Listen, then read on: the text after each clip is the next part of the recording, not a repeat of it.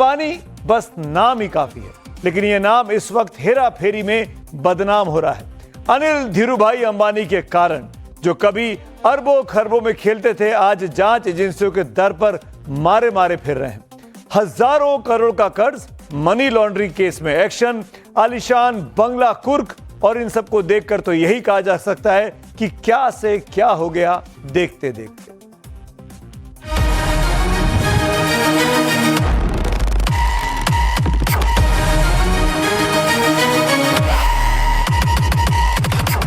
जमीन आसमान का फर्क आ चुका है अनिल अंबानी की औकात में।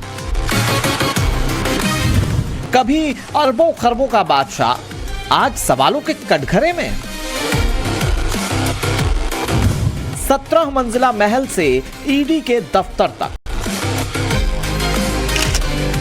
प्राइवेट जेट और यॉट से कोर्ट रूम तक,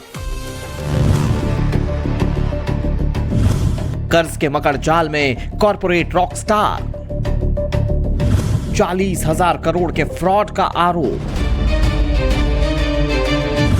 अब 3,716 करोड़ का बंगला भी कुर्क। खुद को दिवालिया तो पहले ही घोषित कर दिए थे, अब क्या बंगला भी हाथ से जाएगा? क्या सच में बेघर हो जाएंगे अनिल अंबानी? बहुत से लोगों को याद होगा, जिनको नहीं याद है, जिनको नहीं पता उनको बताऊं। आज से करीब 50 साल पहले एक फिल्म हिंदी में सुपर हिट हुई थी, नाम था दीवार। सुपरस्टार अमिताभ बच्चन का करियर उसने बदल दिया था।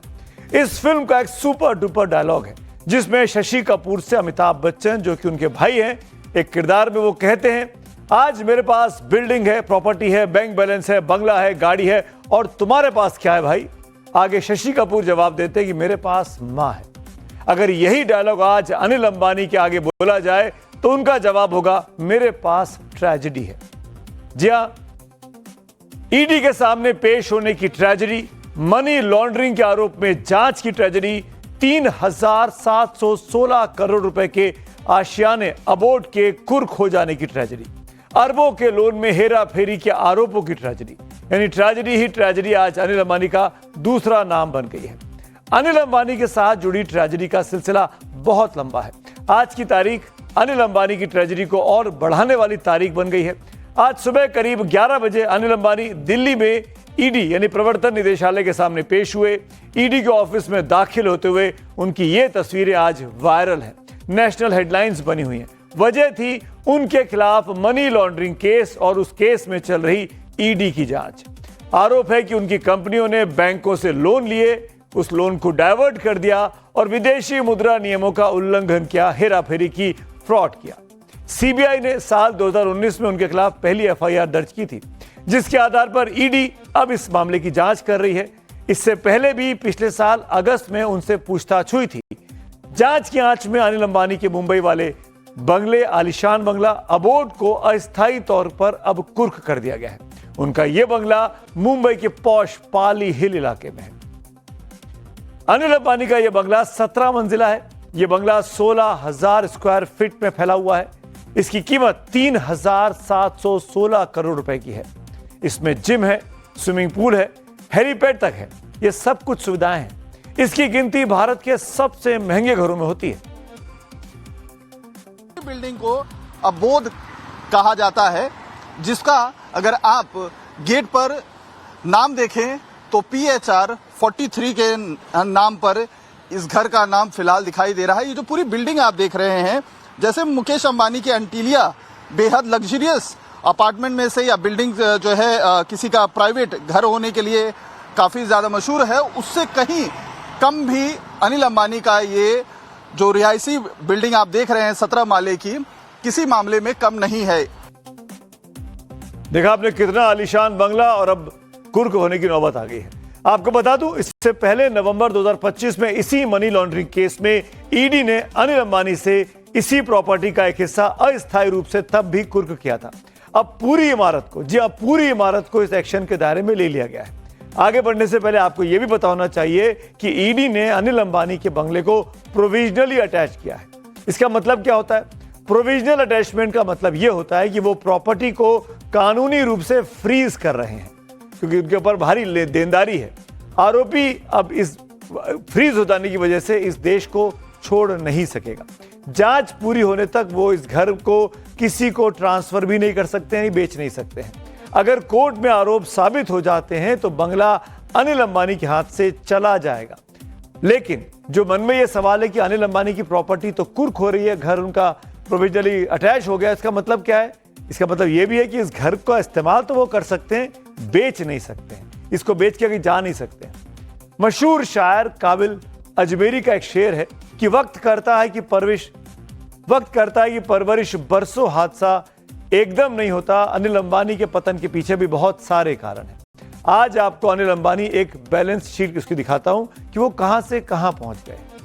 2008 में दुनिया के सबसे अमीर लोगों की फोर्ब्स लिस्ट में अनिल अंबानी 6वें नंबर पर थे।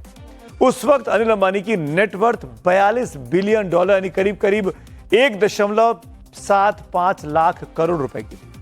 तब वो अपने बड़े भाई मुकेश अंबानी से भी ज्यादा अमीर थे, यानी करीब करीब 20 साल पहले मुकेश अंबानी पीछे थे, अनिल अंबानी आगे थे। आज हालत यह है कि 2020 में अनिल अंबानी ने खुद को दिवालिया घोषित कर दिया और आज वो ईडी की जांच के दायरे में है। अनिल अंबानी की रिलायंस कम्युनिकेशंस और उनकी ग्रुप कंपनियों पर कई बैंकों का करीब 40,000 करोड़ रुपए का लोन है, बकाया है। आज स्थिति यह है कि ईडी ने 3,000 करोड़ से अधिक की संपत्तियां जब्त उनकी कर ली है। सुनिए फाइनेंशियल एक्सपर्ट ए.के. मिश्रा अब इस मामले पे क्या कह रहे हैं। लगभग 40,000 करोड़ रुपए का लोन विगत वर्षों में रिलायंस कम्युनिकेशन आरकॉम कंपनी ने लिया था। उस वक्त इसके कर्ता धर्ता अनिल अंबानी थे। तय समय पर ऋण को चुकता न कर पाने के कारण बैंकों के पास या सरकार के पास यह प्रोविज़न होता है कि उस ऋण को वापस लेने के लिए इनके ऊपर कार्रवाई की जाए। अनिल अंबानी के मनी लॉन्ड्रिंग केस को ED prevention of money laundering act यानी पीएमएलए के तहत जांच कर रही है। यह मामला उनकी कंपनी रिलायंस कम्युनिकेशंस आरकॉम और अनिल धीरूभाई अंबानी ग्रुप यानी एडीएजी की कंपनियों से जुड़े कथित बैंक फ्रॉड, लोन फ्रॉड से जुड़े हुए हैं। अनिल अंबानी की इन कंपनियों ने देशी और विदेशी बैंकों से भारी कर्ज लिया था, लेकिन कथित तौर पर लोन का गलत इस्तेमाल किया गया। आरोप लगे हैं कि बैंक लोन का गबन और डायवर्जन भी किया गया। इसके साथ ही उन पर धोखाधड़ी, साजिश, सार्वजनिक धन का दुरुपयोग करने के भी आरोप लगे। यानी लोन लिया गया किसी और प्रोजेक्ट पर और खर्चा कहीं और कर दिया गया और वो चुकाया नहीं गया। इसके साथ ही हाल ही में अनिल अंबानी का नाम अगर आपको याद हो तो जो आजकल चर्चित है एक नाम, वो एप्स्टीन फाइल्स का है। उस एप्स्टीन फाइल्स में भी अनिल अंबानी का नाम आया है। वो जाके इस कथित विवादित शख्सियत जेफरी एप्स्टीन से मिले भी थे और ये क्यों मिले थे, किस सिलसिले में मिले थे, ये नाम भी अब ये फाइलें भी खुलकर धीरे धीरे सामने आती जा रही हैं। तो अनिल अंबानी पर शिकंजा कसता जा रहा है। अब आपको बता देते हैं आखिरकार अनिल अंबानी अर्श से फर्श तक कैसे पहुंचे। पहली बात, वो कर्ज पर कर्ज लेते चले गए। पावर प्रोजेक्ट्स हो, टेलीकॉम हो, इंफ्रा हो, एंटरटेनमेंट प्रोजेक्ट्स के लिए उन्होंने भारी भरकम कर्जा लिया जिसको वो चुका नहीं पाए। दूसरी गलती उनकी यह हुई कि टेलीकॉम में गलत दांव लगा दिया। उनकी कंपनी आरकॉम ने सीडीएमए टेक्नोलॉजी पर दांव लगाया जबकि बाजार जीएसएम की तरफ जा रहा था। रिलायंस पावर प्रोजेक्ट में देरी होती चली गई और कॉस्ट ओवररन हो गया। कर्ज बढ़ता गया, रेवेन्यू उनके पास आया नहीं। एंटरटेनमेंट में उन्होंने एडलैब्स को खरीदा लेकिन यहां भी उनको घाटा झेलना पड़ा। डिफेंस, फिल्म प्रोडक्शन, हर जगह हाथ आजमाए लेकिन कोई भी बिजनेस कमाल नहीं कर पाया। 2019 में एरिक्सन को पेमेंट ना करने पर सुप्रीम कोर्ट ने अनिल अंबानी को जेल भेजने की तक की धमकी दी थी।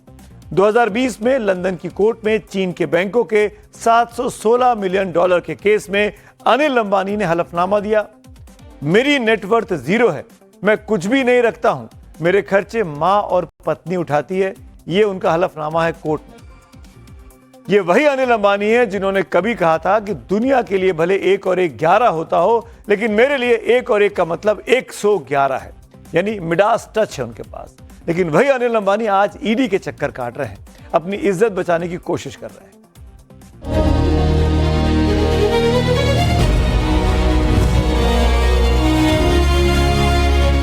कभी मुंबई की रातें जिनके नाम से जगमगाती थीं, आसमान में प्राइवेट जेट, समंदर में यॉट, सड़क पर लग्जरी कारों का काफिला, कॉर्पोरेट पार्टियों की चमक और कैमरों की फ्लैशलाइट्स में मुस्कुराता एक चेहरा, अनिल अंबानी। सूट बूट में सजी वो शख्सियत जिन्हें कभी कॉर्पोरेट रॉक स्टार कहा गया, दुनिया के टॉप अमीरों की लिस्ट में नाम शामिल हो गया। 2005 में जब रिलायंस ग्रुप का बंटवारा हुआ तो लगा था कि भारत के कॉर्पोरेट वर्ल्ड में एक नई फिल्म शुरू हुई है। बड़े भाई मुकेश अंबानी को तेल और गैस का कारोबार मिला और अनिल टेलीकॉम, पावर और इंफ्रास्ट्रक्चर के superstar. Share market Anil Ambani के लिए तालियां बजा रहा था। उनकी कंपनी के आईपीओ इतिहास रच रहे थे और दौलत आसमान छू रही थी। क्या नहीं था अनिल अंबानी के पास? अनिल अंबानी की औकात इतनी थी कि अपनी पत्नी टीना अंबानी को गिफ्ट में एक लग्जरी यॉट दिया था। उनका नाम रखा था तियान, जो टीना और अनिल अंबानी के नाम के लेटर से बना था। तब करोड़ों का वो यॉट समंदर पर राज करता था। पार्टी, सेलिब्रिटी गेस्ट्स, चमक दमक, अनिल अंबानी की जिंदगी में सब कुछ था। लेकिन हर चमकती कहानी में एक ट्विस्ट होता है। वही अनिल अंबानी की जिंदगी में घटा। तेजी से बढ़ता कर्ज, बदलता बाजार, गिरते शेयर और कोर्ट कचहरी के चक्कर। एक वक्त ऐसा भी आया जब लंदन की अदालत में अनिल अंबानी ने कहा, मेरी नेटवर्थ शून्य है। जो अनिल अंबानी कभी अरबों के मालिक थे, आज जांच एजेंसियों के सवालों के घेरे में है। शान और शौकत से भरी वो जिंदगी आज अनिश्चित भविष्य के भंवर में फंसी दिख रही है। अनिल अंबानी की कामयाबी की धमक जितनी दूर तक सुनाई दी, आज उनके गिरावट की गूंज ठीक वैसी ही सुनाई दे रही है। सवाल बस इतना है, क्या ये अनिल अंबानी के रियल लाइफ का इंटरवल है, क्लाइमैक्स है, या फिर अमेरिका दी एंड है?